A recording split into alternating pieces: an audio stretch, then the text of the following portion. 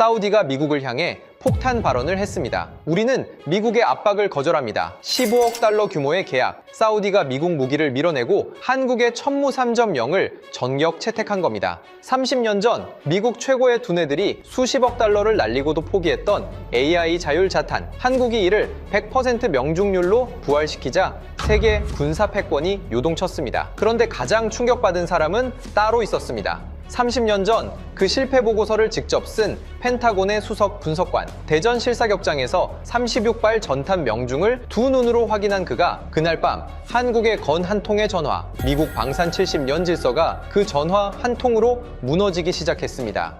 2003년 대한민국 대전의 어느 낡은 방, 한국의 방산 기술자가 제가 쓴 실패 보고서를 밤새워 번역하고 있었습니다. 제가 불가능하다고 선언한 문장 옆에 그는 붉은 펜으로 꾹꾹 눌러 적었습니다. 이것이 한국의 답이다. 우리가 그 미래가 되면 된다. 저는 30년간 펜타곤에서 무기를 분석해온 로버트 켈러언입니다. 미국 최고의 두뇌들이 쓰레기통에 처박았던 그 보고서가 지구 반대편에서 세상을 뒤엎을 괴물의 설계도가 될 줄은 타곤의 그 누구도 몰랐습니다. 그리고 2026년 제네바, 그 괴물이 마침내 전 세계 앞에 깨어났습니다. 스위스 제네바 팔렉스포 컨벤션 센터, 세계 방산기술 심포지엄 오후 세션, 400명의 군사 전문가와 방산업계 관계자들이 빼곡히 들어찬 회의장이었습니다. 연단 위에는 40대 중반쯤 되어 보이는 한국인 남자가 서 있었습니다. 한화 에어로스페이스 수석 엔지니어 강태선, 과묵해 보이는 인상에 양복보다 작업복이 더 어울릴 것 같은 사람이었죠. 그가 첫 문장을 말하는 순간 저는 의자 팔걸이를 움켜쥐었습니다. 30년 전 이 기술은 불가능하다고 선언되었습니다. 그 문장은 제가 쓴 것이었습니다. 30년 전 제가 BAT 프로젝트 최종 보고서 첫 페이지에 직접 타이핑한 바로 그 문장이었습니다. 한국인이 그걸 어떻게 하는 거죠? 심장이 빠르게 뛰기 시작했습니다. 강태선은 침착하게 이어갔습니다. 천무 3.0은 단순한 다연장 로켓 시스템이 아닙니다. 탄도 미사일에서 분리된 36개의 자탄이 각각 독립적으로 AI를 통해 표적을 식별하고 스스로 우선순위를 판단하여 공격하는 세계 최초의 실용화 시스템입니다. 회의장이 술렁였습니다. 그런데 저는 술렁일 여유도 없었습니다. 36개라고 했습니다. 30년 전 우리는 고작 13개 자탄도 제대로 날리지 못했습니다. 스크린에 테스트 영상이 떴습니다.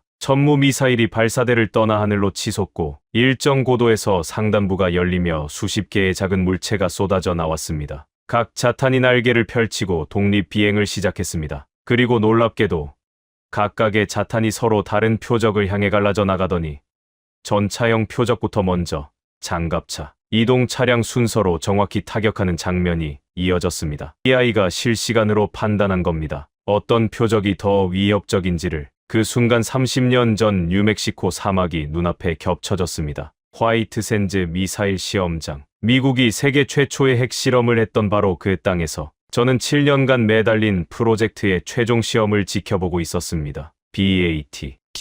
브릴리언트 엔티탱크. 탄도 미사일 한 발에서 13개의 자탄이 쏟아져 나와 각각 스스로 적 전차를 찾아내고 스스로 공격하는 완전 자율 무기. 그게 우리의 꿈이었습니다. 아타큼스 블록2 미사일에 자탄 13발을 실어 시험장에 흩어놓은 21개의 이동 표적을 타격하는 것. 그날의 최종 시험이었습니다. 미사일은 완벽하게 날았습니다. 상단부가 열리고 13개의 자탄이 쏟아져 나왔습니다. 날개를 펼치고 활공을 시작하는 순간까지 모든 것이 계획대로였습니다. 그 다음이 문제였습니다. 음향 센서가 사막의 열기에 교란되기 시작했습니다. 저그의 선시커는 끊임없이 오작동했고 발사 충격으로 자탄 내부 회로 기판 절반이 이미 손상된 상태였습니다. 모니터 화면에서 자탄들의 궤적이 하나둘 흐트러졌습니다. 어떤 것은 빈 모래밭에 처박혔고 어떤 것은 표적을 찾지 못한 채 빙빙 돌다 추락했습니다. 13발 중 명중은 2발. 그것도 전차의 취약 부위가 아닌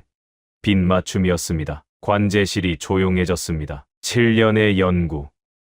수십억 달러. 미국 최고의 두뇌들. 그 결과가 사막 모래 위에 처박힌 자탄 11개였습니다. 그런데 지금 이 제네바 회의장 스크린에서는 36발이 36개의 표적을 정확히 격파하고 있었습니다. 한국이 만든 자탄이 우리가 13발도 못 날린 그 기술을 36발로 눈이 뜨거워졌습니다. 기쁨인지 분함인지 저도 몰랐습니다. 저희는 삼성전자와 공동 개발한 내충격 특수 반도체로 발사 충격 문제를 해결했습니다. 카이스트의 나노 복합 소재로 진동 흡수율을 극한까지 끌어올렸고 자체 개발한 초소형 AI 가속칩이 실시간 이미지 처리를 가능하게 했습니다. 강태선이 담담하게 설명을 이어가는 동안 저는 머릿속으로 30년 전의 실패 원인 3가지를 떠올렸습니다. 발사 충격을 견디는 전자장비, 정확한 표적 식별, 초소형 컴퓨팅 파워. 하나도 못 풀어서 포기한 그 3가지를 이 사람들이 정확히 하나씩 풀어낸 겁니다. 그때 객석에서 큰 소리가 터졌습니다. 재미있는 프레젠테이션이었습니다. 강 박사, 빅터 해밀턴이었습니다. 미국 최대 방산업체 글로벌 다이내믹스의 수석 부사장, 195cm 거구에 하버드 경영대학원 출신, 무기를 기술이 아니라 상품으로만 보는 남자. 그가 자리에서 일어나 마이크를 요청했습니다. 하지만 여기 계신 분들은 전부 전문가들입니다. 저런 시뮬레이션 영상 하나로 감동할 사람은 없죠. 강태선이 침착하게 대답했습니다. 해밀턴 부사장님, 이것은 시뮬레이션이 아닙니다. 실제 시험 발사 영상입니다. 해밀턴은 코웃음을 쳤습니다. 설사 그렇다 해도 실험실과 실전은 다른 이야기입니다. 그리고 한 가지 더.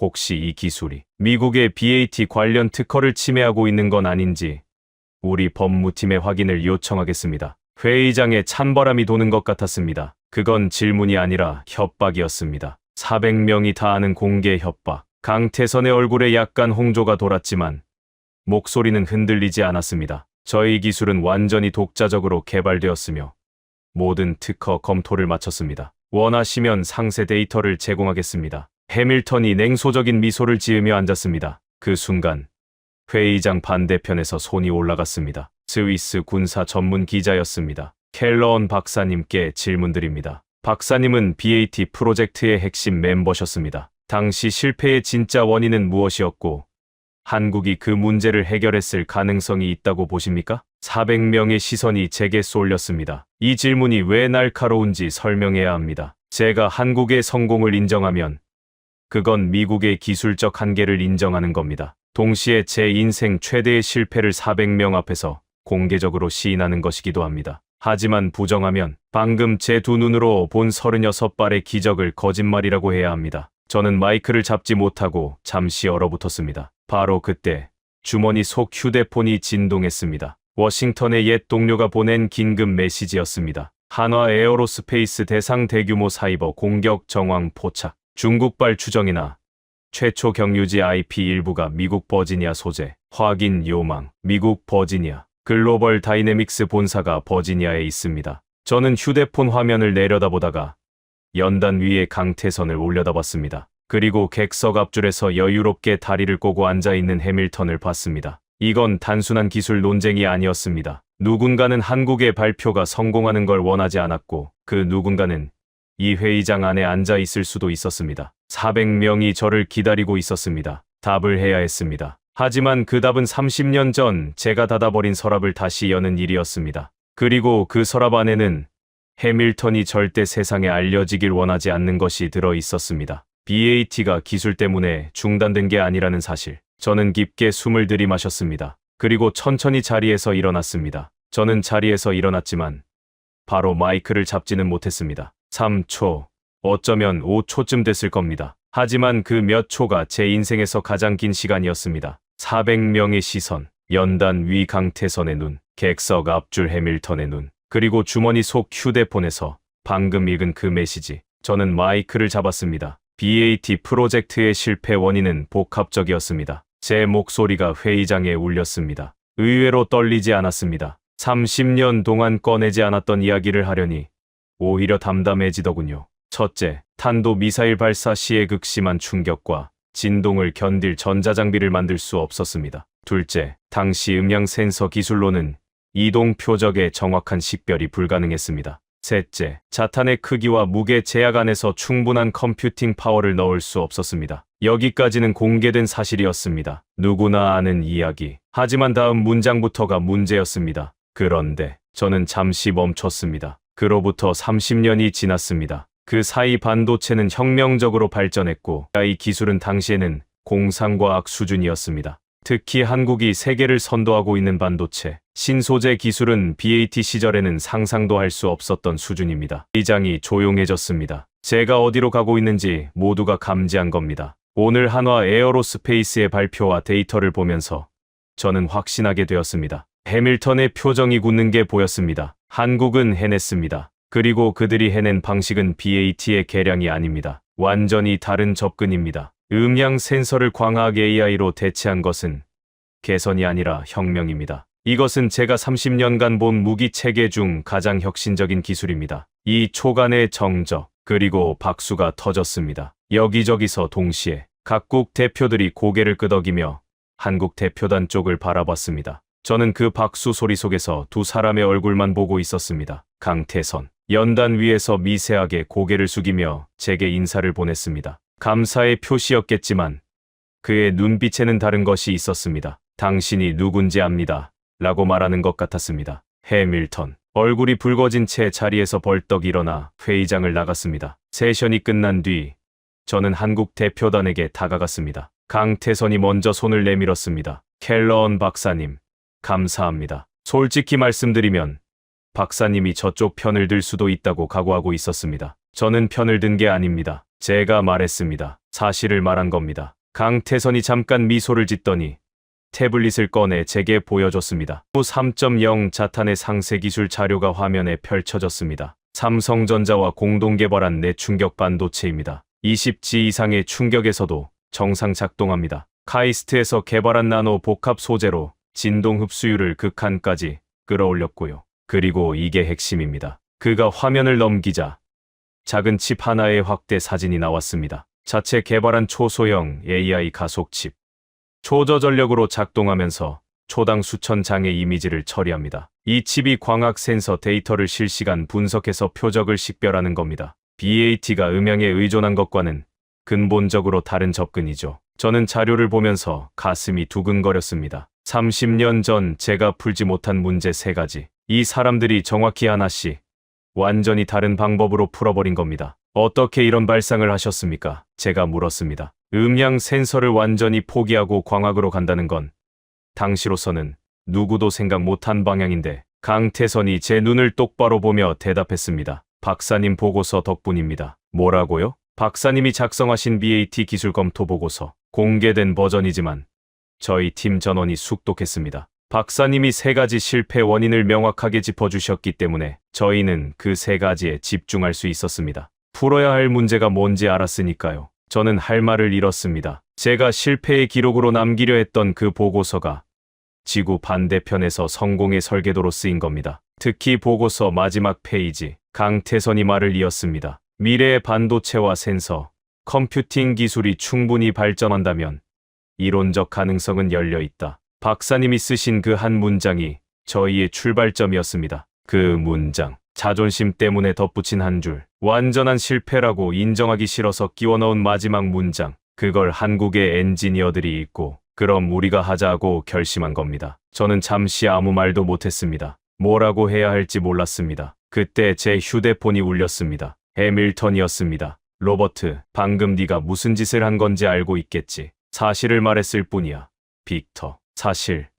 해밀턴의 목소리가 차갑게 가라앉았습니다. 좋아. 그럼 사실을 하나 더 알려주지. 한국의 천무 시스템은 절대 국제 시장에서 성공하지 못할 거야. 내가 그렇게 만들 테니까. 무슨 뜻이야? 폴란드가 천무 도입을 검토하고 있다는 거 알지? 내가 이미 시코르스키 차관과 이야기를 시작했어. 한국 무기를 도입하면 미국과의 군사 협력에 문제가 생길 수 있다고. 또 표준 호환성, 유지보수 지원, 전부 재검토 대상이 된다고. 그건 사실상의 협박이었습니다. 폴란드는 러시아의 위협 앞에서 미국의 군사 지원이 절실한 나라입니다. 미국이 너의 무기 선택이 마음에 안 든다고 하면 거절하기 어려운 상황이죠. 빅터, 그건 공정한 경쟁이 아니야. 공정, 이건 비즈니스야.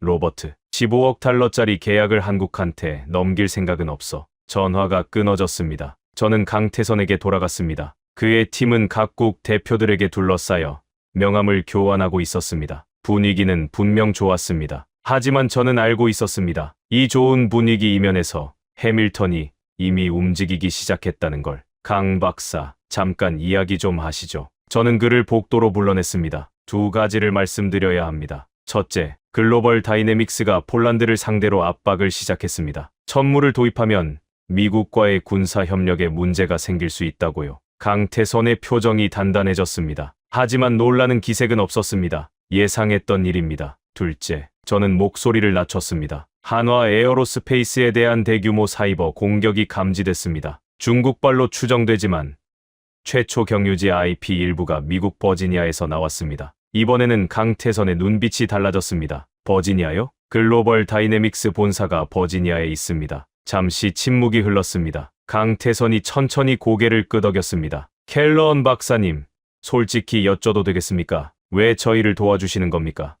박사님은 미국인이십니다. 저는 잠깐 생각했습니다. 정직하게 대답해야 한다고 느꼈습니다. 30년 전 제가 불가능하다고 선언한 기술을 당신들이 가능하게 만들었습니다. 만약 그 기술이 정치적 압박이나 사이버 공격 때문에 묻힌다면 그건 기술의 패배가 아니라 정의의 패배입니다. 저는 그걸 두고 볼 수 없습니다. 강태선이 저를 한참 바라보더니 고개를 숙여 인사했습니다. 감사합니다, 박사님. 그리고 그가 덧붙였습니다. 사실 저희한테 지금 가장 급한 건 폴란드입니다. 이번 주 금요일에 폴란드 국방부 대표단과 만남이 예정되어 있거든요. 해밀턴이 먼저 손을 썼다면 상황이 쉽지 않을 겁니다. 제가 돕겠습니다. 제가 말했습니다. 폴란드 차관 시코르스키와 제가 따로 만나보겠습니다. 강태선의 얼굴에 안도의 빛이 스쳤습니다. 하지만 그때 그의 휴대폰이 울렸습니다. 대전연구소 보안팀이었습니다. 통화를 마친 강태선의 표정이 싸늘하게 굳었습니다. 박사님, 사이버 공격이 아니었습니다. 아니, 사이버 공격은 시작에 불과했습니다. 대전연구소 외곽 펜스를 누군가 물리적으로 침투하려 했답니다. 보안 카메라에 찍혔는데 아직 신호는 미확인입니다. 이건 생각보다 훨씬 심각한 상황이었습니다. 사이버 공격의 물리적 침투 시도까지 누군가는 천무 3.0의 기술을 손에 넣기 위해 혹은 이 기술이 세상에 알려지는 것 자체를 막기 위해 모든 수단을 동원하고 있었습니다. 저는 제네바의 밤하늘을 올려다봤습니다. 레만 호수 위로 별이 떠 있었습니다. 아름다운 밤이었지만 그 아래에서는 보이지 않는 전쟁이 시작되고 있었습니다. 이야기를 잠시 되돌려야 합니다. 제네바 발표가 있기 72시간 전 대한민국 대전의 한화 에어로스페이스 연구소에서 무슨 일이 벌어지고 있었는지를 말씀드려야 합니다. 강태선은 그날 밤 연구소에서 잠을 잤습니다. 정확히는 잠을 잔 게 아니라 책상에 엎드려 2시간쯤 눈을 붙인 겁니다. 제네바 출발까지 72시간,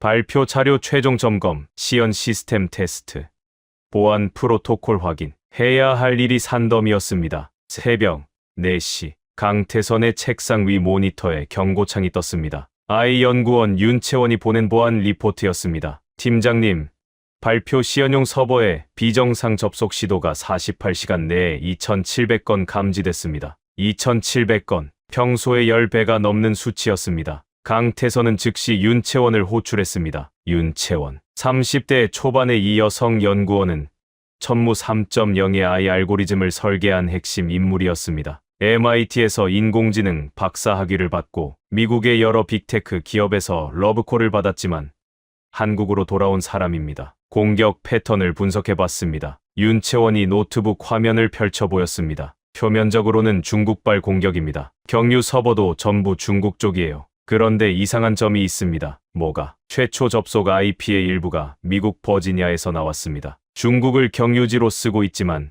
출발점은 미국일 가능성이 있어요. 강태선의 눈이 좁아졌습니다. 버지니아, 미국 방산업체들의 본거지, 우연의 일치일 수도 있었습니다. 하지만 이 시점에 우연이라고 넘기기엔 타이밍이 너무 절묘했습니다. 노리는 게 뭐야? 강태선이 물었습니다. AI 알고리즘 원본 데이터입니다. 천무 3.0의 핵심 중 핵심이요. 이걸 빼가면 자탄의 표적 식별 로직 전체가 유출되는 겁니다. 강태선은 잠시 생각하더니 지시를 내렸습니다. 시연 시스템을 이중화해. 메인 서버가 뚫리면 즉시 백업으로 전환할 수 있게. 그리고 핵심 데이터는 네트워크에서 완전히 분리해서 물리적 저장 장치에만 보관해. 알겠습니다. 그런데 팀장님, 윤채원이 잠시 망설이다 말했습니다. 백업 시스템으로 시연하면 화질이 떨어집니다. 제네바 대형 스크린에서 보여주기엔 좀 부족할 수 있어요. 화질이 아니라 내용이 증명하는 겁니다. 전환하세요. 윤채원이 나간 뒤 강태선은 한참 동안 어두운 창밖을 바라봤습니다. 대전 시내의 불빛들이 드문드문 보였습니다. 이 도시의 연구소들에서 매일 밤 불이 꺼지지 않는다는 걸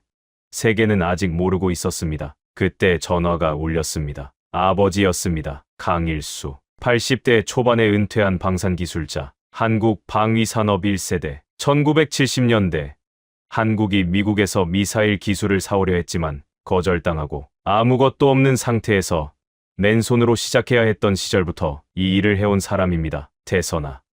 아직 연구소지? 네.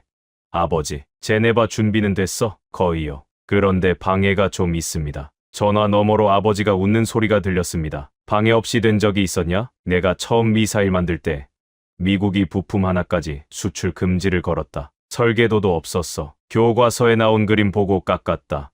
부품을. 그래도 만들었지. 강태선은 아버지의 그 이야기를 수십 번은 들었습니다. 하지만 이 새벽에 듣는 건 또 달랐습니다. 아버지, 이번에 우리가 만든 게 뭔지 아시죠? 알지. 미국이 포기한 거. 네. 미국이 수십억 달러를 쏟고도 못한 걸 우리가 했습니다. 잠시 침묵이 흘렀습니다. 아버지가 낮은 목소리로 말했습니다. 태선아, 미국이 우리한테 기술을 안 준 게 오히려 약이 됐다. 안 줘서 우리가 직접 만들었으니까. 줬으면 우리는 영원히 따라쟁이였을 거야. 그 한마디가 강태선의 가슴에 깊이 박혔습니다. 따라쟁이. 해밀턴 같은 사람들이 한국을 부르는 말이었습니다. 하지만 아버지 세대가 맨손으로 일궈온 50년이 있었기에 지금 천무 3.0이 존재하는 겁니다. 아버지, 이번엔 세계가 보게 될 겁니다. 우리가 뭘 할 수 있는 나라인지. 그래, 보여줘라. 전화를 끊고 강태선은 다시 모니터 앞으로 돌아왔습니다. 발표 자료를 최종 점검하기 시작했습니다. 천무 3.0의 시험 발사 영상,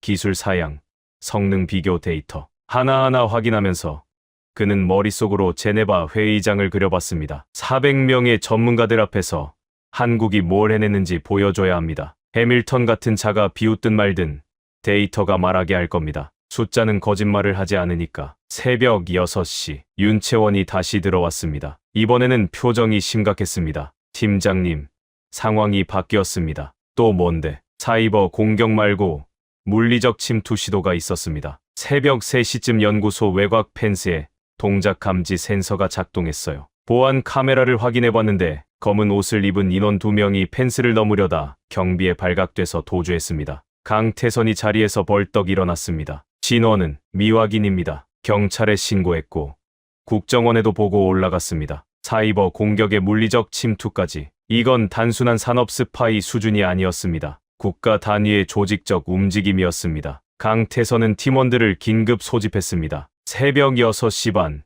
잠이 덜 깬 얼굴들이 회의실에 모였습니다. 강태선이 말했습니다. 상황을 말씀드리겠습니다. 누군가가 우리 기술을 빼내려 하거나 혹은 제네바 발표 자체를 막으려 하고 있습니다. 사이버와 물리적 침투 동시에. 하지만 우리는 예정대로 제네바에 갑니다. 일정은 변함없습니다. 팀원 하나가 물었습니다. 안전합니까? 강태선이 똑바로 팀원들을 바라봤습니다. 안전을 위해 물러서면 우리가 만든 기술은 영원히 세상에 나오지 못합니다. 어떤 일이 있어도 72시간 뒤 제네바에서 이 기술을 세계에 보여줍니다. 회의실이 조용해졌습니다. 그리고 하나둘 고개를 끄덕이기 시작했습니다. 태선은 윤채원에게 마지막 지시를 내렸습니다. 메인 시연 데이터는 네가 직접 들고 가. 네트워크로 전송하지 마. 물리적으로 내 손으로. 윤채원이 고개를 끄덕였습니다. 제가 제네바까지 안고 갑니다. 72시간 뒤면 세계가 알게 될 것이었습니다. 대한민국이 어떤 나라인지. 하지만 그 72시간을 무사히 넘기는 것이 지금은 발표 자체보다 더 어려운 문제였습니다. 제네바 팔렉스포 컨벤션 센터 심포지엄 당일 아침.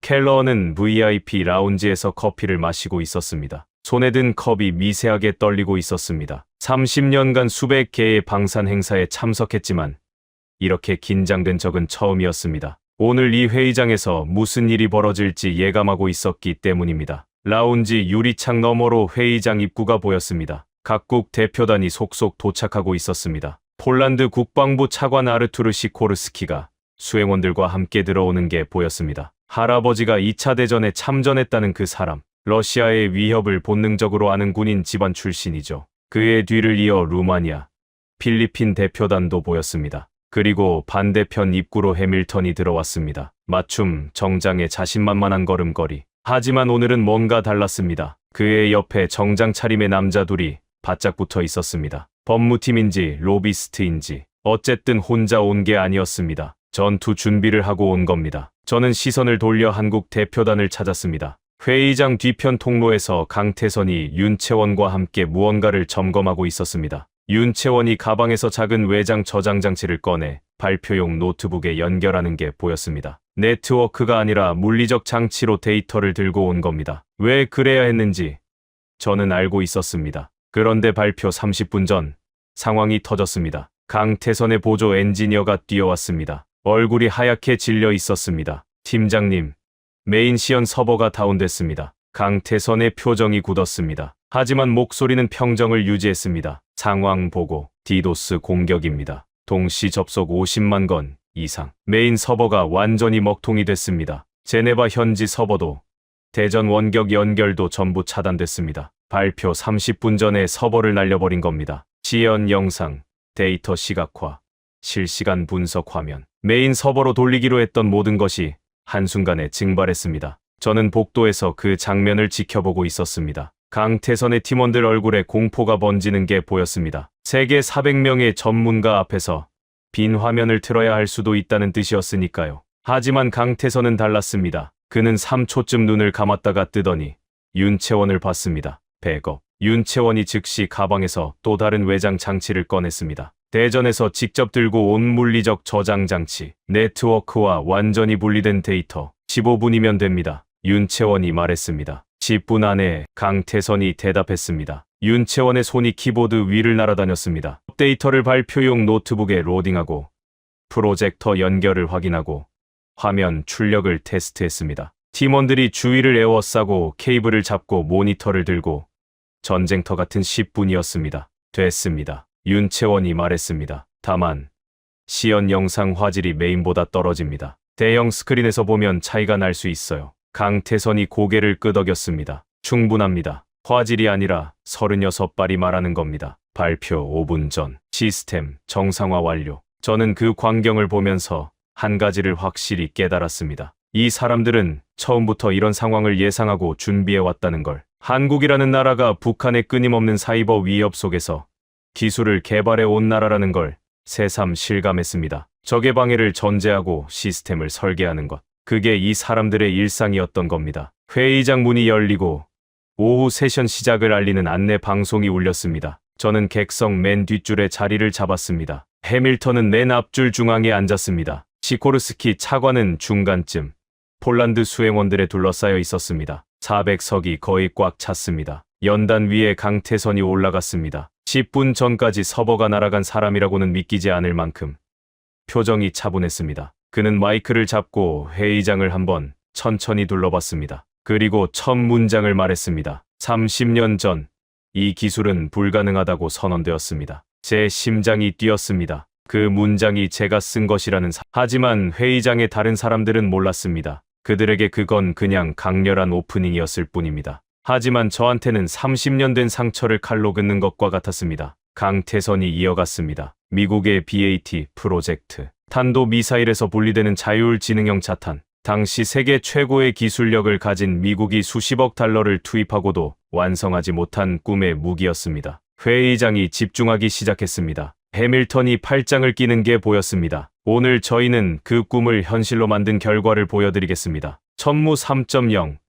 단일 발사로 36개의 AI 자율자탄을 운용하는 세계 최초의 실용화 시스템입니다. 스크린에 영상이 떴습니다. 화질은 메인 서버보다 약간 떨어졌지만 내용은 압도적이었습니다. 천무 미사일이 발사대를 떠나 하늘로 치솟습니다. 고도 15km에서 상단부가 열리며 36개의 자탄이 쏟아져 나옵니다. 각 자탄이 날개를 펼치고 독립 비행을 시작합니다. 그리고 화면 하단에 AI의 판단 과정이 실시간으로 표시됩니다. 전차형 12개, 1순위, 장갑차형 12개, 2순위, 이동 차량 12개, 3순위. 들이 우선순위에 따라 갈라져 나가며 1순위 표적부터 순차적으로 타격합니다. 36발, 36개 표적, 전부 명중. 회의장에서 탄성이 터져 나왔습니다. 시코르스키 차관이 몸을 앞으로 기울이는 게 보였습니다. 루마니아 대표단이 서로 귓속말을 나누고 있었습니다. 해밀턴의 얼굴에서 여유가 사라졌습니다. 강태선이 기술 설명을 이어갔습니다. 삼성전자와 공동 개발한 내충격 반도체,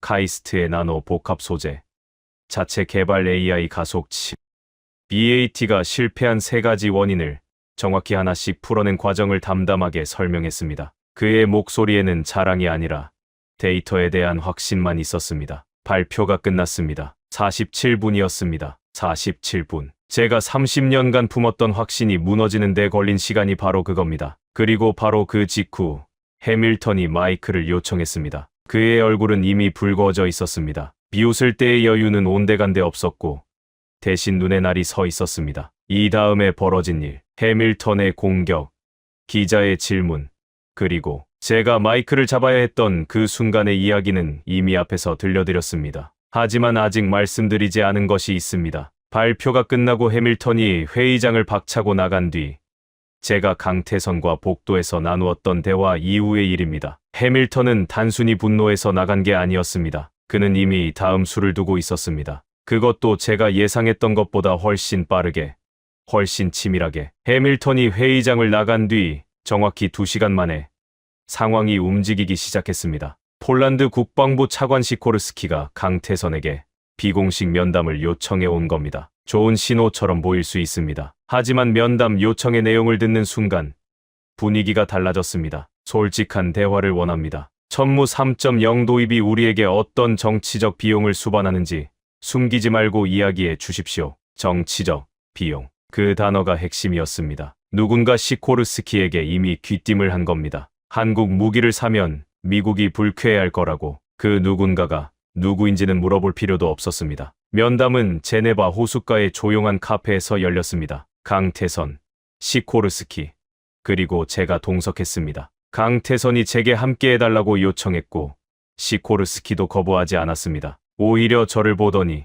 고개를 끄덕이며 말했습니다. 켈러언 박사, 오늘 발표장에서의 발언을 인상 깊게 들었습니다. 박사님이 동석하시니 오히려 좋겠군요. 미국 측 시각도 들을 수 있으니. 레만 호수가 창 너머로 보이는 테이블에 마주 앉았습니다. 시코르스키가 먼저 입을 열었습니다. 강 박사, 단도직입적으로 말씀드리겠습니다. 오늘 발표는 인상적이었습니다. 36발 동시 타격, AI 자율 판단, 미군에게 꼭 필요한 능력입니다. 러시아의 기갑 종대가 국경을 넘어올 때 이런 체계가 있으면 게임이 완전히 달라지죠. 강태선이 고개를 끄덕였습니다. 하지만 시코르스키의 다음 말에는 가시가 박혀 있었습니다. 그런데 해밀턴 부사장이 저한테 직접 연락을 했습니다. 한국 무기를 도입하면 NATO 표준 호환성에 문제가 생길 수 있다고. 미국산 무기 유지보수 지원도 재검토 대상이 된다고 하더군요. 강태선의 표정은 변하지 않았습니다. 하지만 그의 손가락이 테이블 위에서 한번 움찔한 걸 저는 봤습니다. 차관님,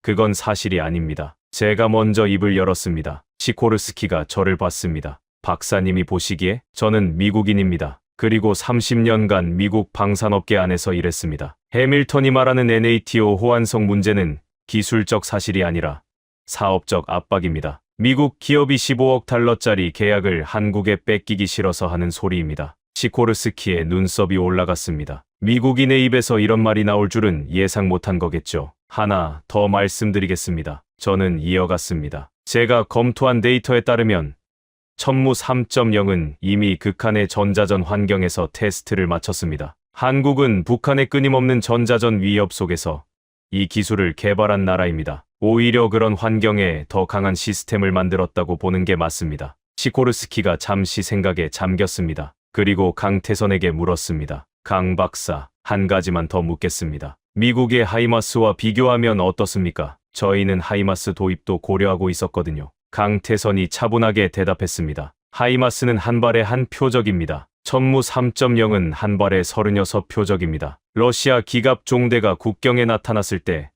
하이마스로 막으려면 36발을 쏴야 합니다. 천무 3.0은 한 발이면 됩니다. 비용 효율만 비교해도 천무가 압도적이죠. 시코르스키가 고개를 끄덕였습니다. 숫자 앞에서는 정치도 물러납니다. 그리고 차관님, 강태선이 목소리를 약간 낮추며 말했습니다. 저희는 기술 이전과 현지 생산에 개방적입니다. 폴란드가 원하시면 주요 구성품의 현지 공장 설립을 논의할 수 있습니다. 미국 기업들은 이런 유연성을 제공하지 않습니다. 이 말에 시코르스키의 눈빛이 달라졌습니다. 폴란드는 자국 방산 산업을 키우고 싶어하는 나라입니다. 무기를 사는 데서 그치지 않고 만드는 능력까지 갖추려는 거죠. 한국이 기술 이전까지 제한한다면 이건 단순한 무기 구매가 아니라 산업 파트너십이 됩니다. 정말입니까? 시코르스키가 물었습니다. 저희는 이미 폴란드에서 천무 미사일 현지 생산 계약을 체결한 경험이 있습니다. 강태선이 대답했습니다. K9 자주포도 폴란드에서 큰 만족을 받고 있는 것으로 알고 있습니다. 천무 3.0은 그 협력의 연장선입니다.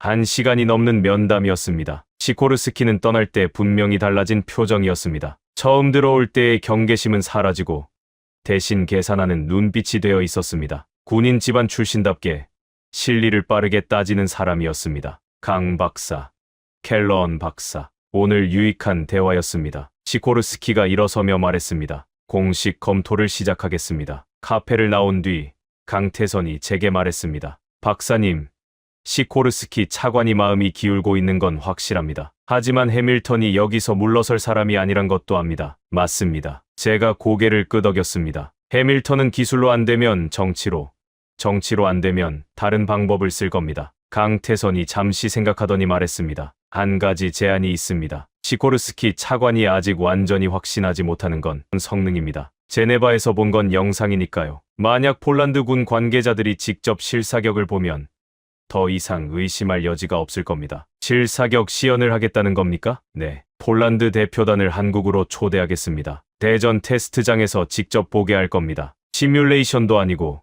영상도 아닌 눈앞에서 실탄을 쏘는 겁니다. 대담한 제안이었습니다. 실사격 시연은 성공하면 결정적이지만 실패하면 모든 게 끝입니다. 하지만 강태선의 눈에는 흔들림이 없었습니다. 제가 시코르스키에게 연락하겠습니다. 강태선이 말했습니다. 그때 저는 한마디를 덧붙였습니다. 입에서 저도 모르게 나온 말이었습니다. 저도 함께 가겠습니다. 한국에. 강태선이 놀란 눈으로 저를 봤습니다. 30년 전 저는 화이트샌즈에서 같은 시험의 실패를 지켜봤습니다. 제가 말했습니다. 이번에는 성공하는 걸 직접 보고 싶습니다. 강태선이 미소를 지었습니다. 제가 한국에서 본 그 사람의 첫 번째 미소였습니다. 하지만 우리가 모르고 있었던 것이 하나 있었습니다. 해밀턴은 이미 다음 수를 준비하고 있었습니다. 그리고 그 수는 폴란드를 향한 것이 아니었습니다. 켈러언, 즉 저를 향한 것이었습니다. 한국에 도착한 것은 그 다음날 저녁이었습니다. 인천공항에서 KTX를 타고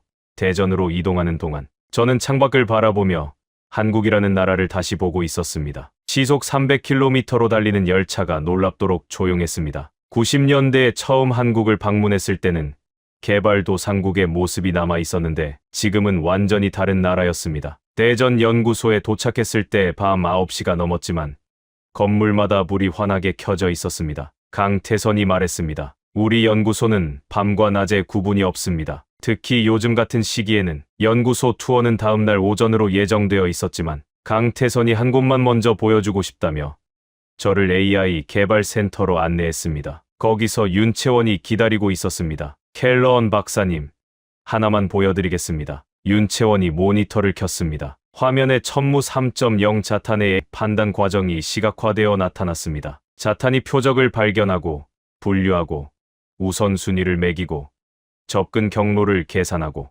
타격 시점을 결정하는 전 과정이 실시간으로 흘러가고 있었습니다. 이게 자탄의 두뇌입니다. 윤채원이 설명했습니다. 수백만 장의 표적 이미지를 학습시켰습니다. 다양한 날씨, 시간대, 지형. 덕분에 어떤 환경에서도 표적을 정확히 식별합니다. 저는 화면을 보면서 30년 전 화이트샌즈를 떠올렸습니다. 그때 우리 자탄의 두뇌는 음향 센서 하나였습니다. 소리를 듣고 방향을 잡는 게 전부였죠. 그런데 지금 눈앞에 있는 것은 보고, 생각하고, 결정하는 인공지능이었습니다. 한 가지 물어도 됩니까? 제가 윤채원에게 물었습니다. MIT에서 박사를 하시고 미국에서 좋은 자리 제안도 받으셨을 텐데 왜 한국으로 돌아오셨습니까? 윤채원이 잠깐 생각하더니 대답했습니다. 미국에서는 제가 좋은 연구원이었습니다. 논문 쓰고 학회 발표하고 좋은 대우 받고 그런데 여기서는 제가 역사를 바꾸는 사람이 될 수 있었습니다. 미국이 포기한 기술을 완성하는 팀의 일원이 되는 것과 실리콘밸리에서 편하게 월급 받는 것.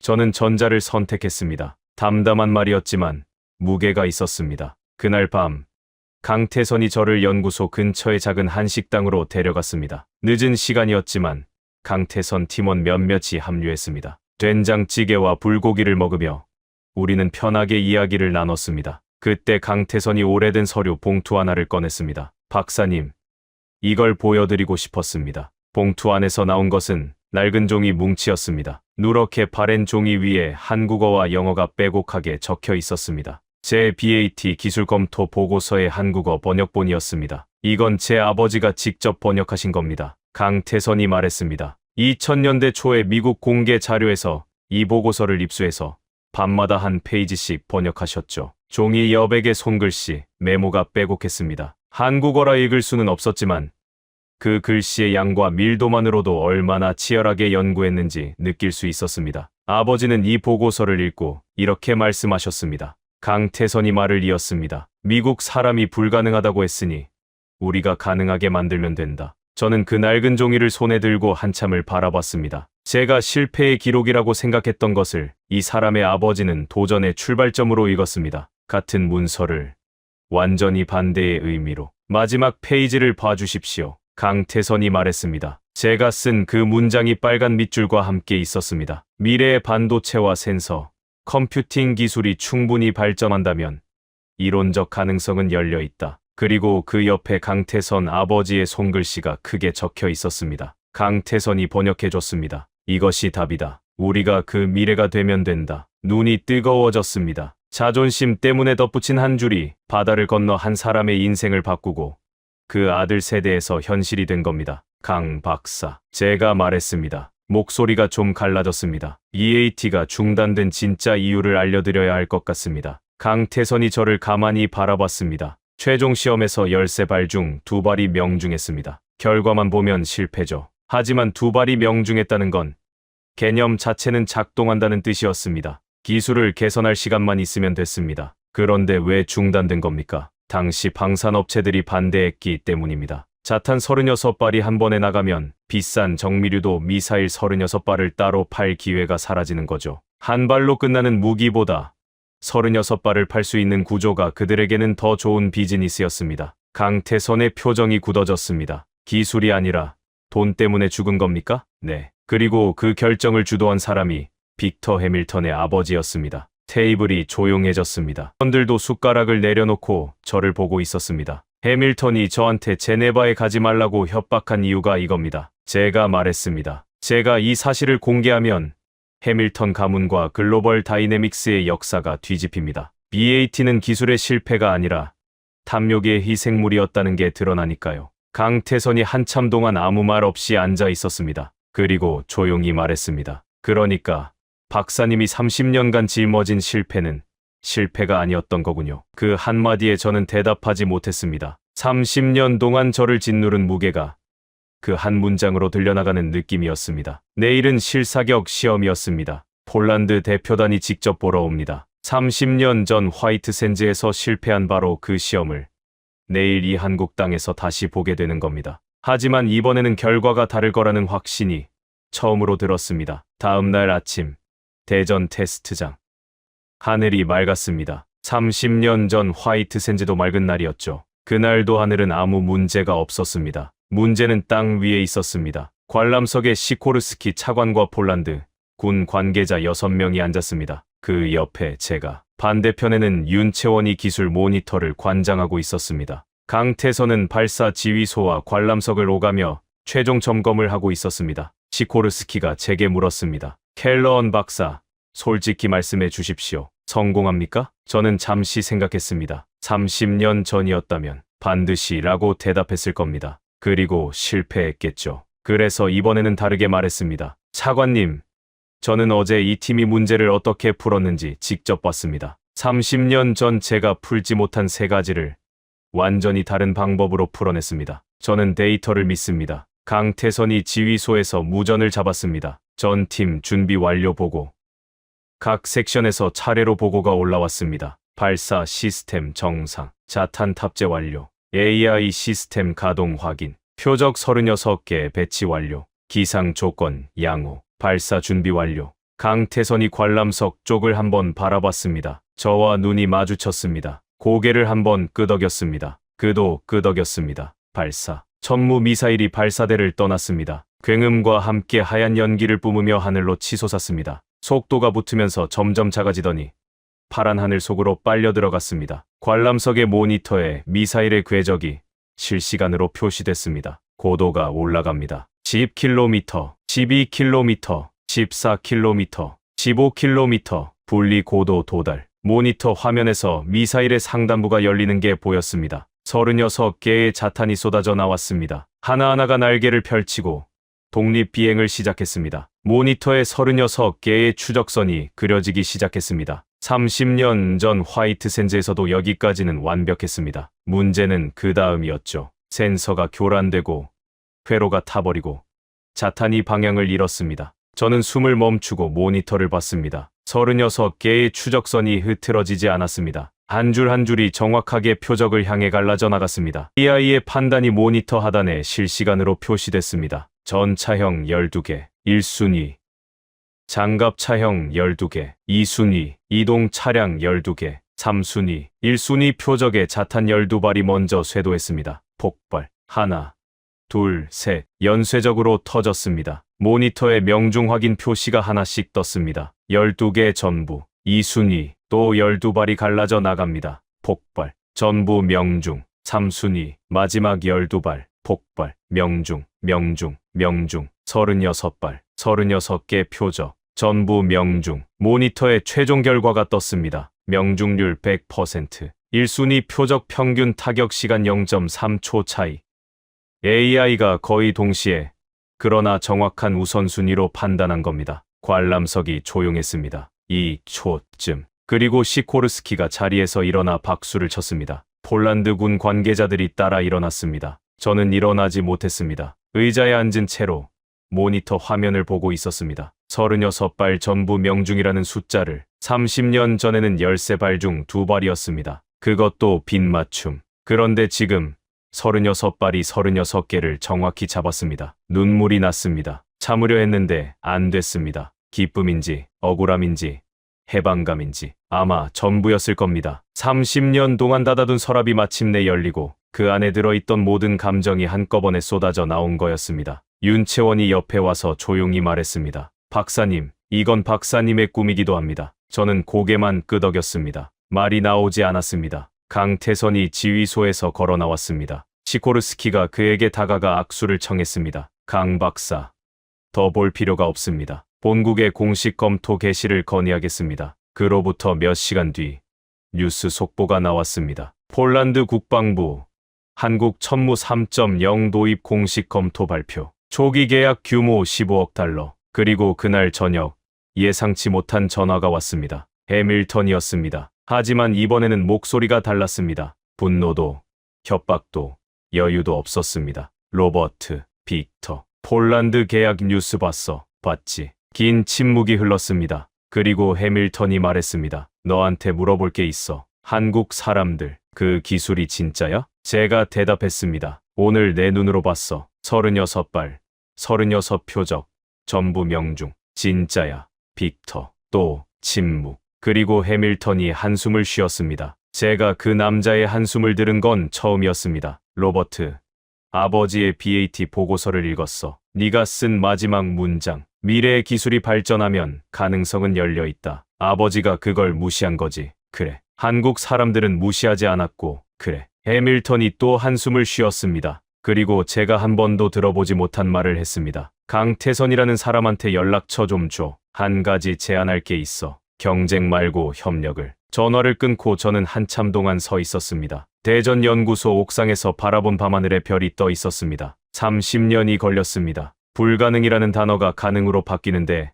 30년. 하지만 그 30년은 헛된 시간이 아니었습니다. 제 실패가 한국의 출발점이 되었고 한국의 성공이 다시 미국에게 돌아가고 있었습니다. 실패가 바다를 건너 부활한 겁니다. 한국에서의 마지막 날이었습니다. 강태선이 저를 서울로 데려갔습니다. 한강변을 걸었습니다. 저녁 무렵이라 강물이 노을빛으로 물들어 있었고 양쪽으로 고층 빌딩들이 하늘을 찌르고 있었습니다. 90년대에 처음 한국을 방문했을 때와는 완전히 다른 풍경이었습니다. 켈러언 박사님, 강태선이 걸으며 말했습니다. 한 가지만 여쭤도 되겠습니까? 물론이죠. 왜 저희를 도와주셨습니까? 처음부터 끝까지 제네바에서, 시코르스키 앞에서, 그리고 한국까지 오셔서. 박사님은 미국인이시잖아요. 저는 잠시 걸음을 멈추고 한강을 바라봤습니다. 30년 전 제가 불가능하다고 선언한 보고서를 당신 아버지가 번역하면서 이렇게 적었잖아요. 이것이 답이다. 우리가 그 미래가 되면 된다. 저는 강태선을 봤습니다. 제 실패가 당신들의 출발점이 되었다면 그건 실패가 아니라 씨앗이었던 겁니다. 저는 그 씨앗이 어떤 열매를 맺었는지 확인하러 온 거였습니다. 그 열매가 마음에 드십니까? 마음에 드는 정도가 아닙니다. 제가 말했습니다. 제 인생에서 가장 아름다운 광경입니다. 강태선이 조용히 웃었습니다. 그리고 말했습니다. 사실 저희가 천무 3.0 개발을 시작했을 때 많은 사람들이 불가능하다고 했습니다. 미국도 실패한 기술을 우리가 어떻게 만드냐고. 심지어 내부에서도 회의적인 목소리가 있었죠. 그런데 포기하지 않았죠. 한국 사람들은 불가능이라는 단어를 다르게 읽습니다. 강태선이 말했습니다. 불가능은 아직 도전해보지 않았다는 뜻이거든요. 6.25 전쟁 뒤에 폐허에서 일어난 나라입니다. IMF 때 금 모아서 나라 빚 갚은 사람들이에요. 안 된다는 말에 익숙하지 않습니다. 저는 고개를 끄덕였습니다. 그리고 물었습니다. 다음은 뭡니까? 천무 3.0 이후에. 강태선이 한강 위로 시선을 던지며 말했습니다. 아직 공식 발표 전이라 자세히 말씀드릴 수는 없지만 한 가지만 알려드리겠습니다. 저희는 이제 땅을 넘어서 우주를 보고 있습니다. 천무 3.0의 AI 기술을 기반으로 위성 방어 시스템을 개발하고 있습니다. 우주. 이 사람들은 멈출 생각이 없었습니다. 다음 날 아침, 인천공항에서 미국행 비행기에 올랐습니다. 강태선과 윤채원이 배웅을 나왔습니다. 작별 인사를 나누는데 강태선이 작은 상자 하나를 건넸습니다. 비행기에서 열어보십시오. 비행기가 이륙하고 한참 뒤에 상자를 열었습니다. 크리스탈로 만든 작은 천무 3.0 자탄 모형이었습니다. 그리고 카드 한 장. 불가능을 가능으로 만드는 여정에 함께해 주셔서 감사합니다. 이것은 끝이 아닌 시작입니다. 한화팀 1동. 창밖으로 한반도가 멀어지고 있었습니다. 작은 나라였습니다. 지도에서 보면 정말 작은 나라. 그런데 이 작은 나라가 미국이 포기한 꿈을 완성하고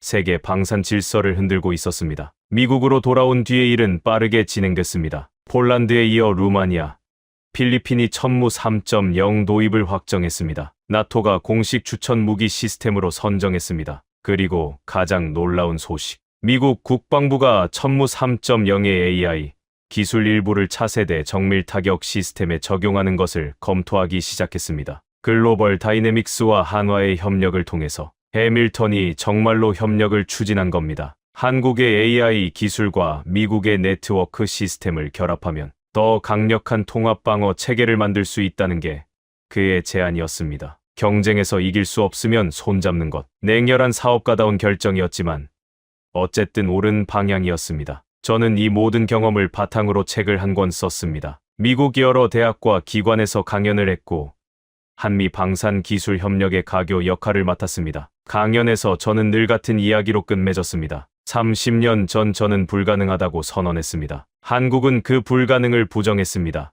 그리고 한국이 옳았습니다. 그러면 청중이 물었습니다. 한국이 어떻게 그걸 해낼 수 있었습니까? 제 대답은 항상 같았습니다. 세 가지입니다. 첫째, 안 된다는 말을 인정하지 않는 도전 정신. 둘째, 실패를 끝이 아니라 시작으로 읽는 문화. 셋째, 될 때까지 하는 끈기. 그게 전부입니다. 그리고 그게 한국을 한국으로 만드는 힘입니다. 이 이야기를 끝내기 전에 한 가지만 더 말씀드리겠습니다. 제가 BAT 보고서 마지막 페이지에 적었던 그 문장. 미래의 기술이 충분히 발전한다면 이론적 가능성은 열려 있다. 자존심 때문에 억지로 끼워 넣은 한 줄이었습니다. 그런데 그 한 줄이 바다를 건넜습니다. 한 사람이 밤마다 번역했고 그 아들이 현실로 만들었고 그 기술이 다시 미국으로 돌아왔습니다. 실패는 끝이 아닙니다. 실패는 아직 도착하지 않은 성공의 씨앗입니다. 그리고 그 씨앗은 포기하지 않는 사람의 손에서만 열매를 맺습니다. 한국은 포기하지 않았습니다. 그래서 해냈습니다. 여러분,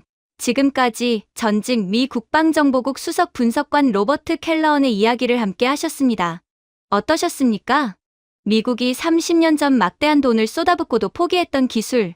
하지만 우리는 36발 중 36발, 명중률 100%라는 기적을 썼습니다. 전 세계가 앞다퉈 도입하고 우릴 비웃던 미국의 오만한 방산기업이 결국 협력을 논의하자며 먼저 고개를 숙였습니다. 미국이 남긴 실패의 기록을 번역하며 우리가 그 미래가 되면 된다고 믿었던 사람들, 아무도 알아주지 않는 외로운 밤, 연구소의 불을 밝히며 묵묵히 땀 흘린 우리 엔지니어들이 불가능을 현실로 바꾼 것입니다. 될 때까지 한다. 천무 3.0은 그 지독한 집념이 만들어낸 가장 완벽한 증명입니다. 이 가슴 벅찬 반전의 역사가 더 많은 분들께 닿을 수 있게 좋아요와 구독, 그리고 공유를 부탁드립니다. 여러분의 클릭 한 번이 밤을 지새운 숨은 영웅들의 이름을 세상에 알리는 큰 힘이 됩니다. 지금 이 이야기에 가슴이 뜨거워지셨다면 잊지 말고 댓글창에 될 때까지 내 글자를 남겨주십시오.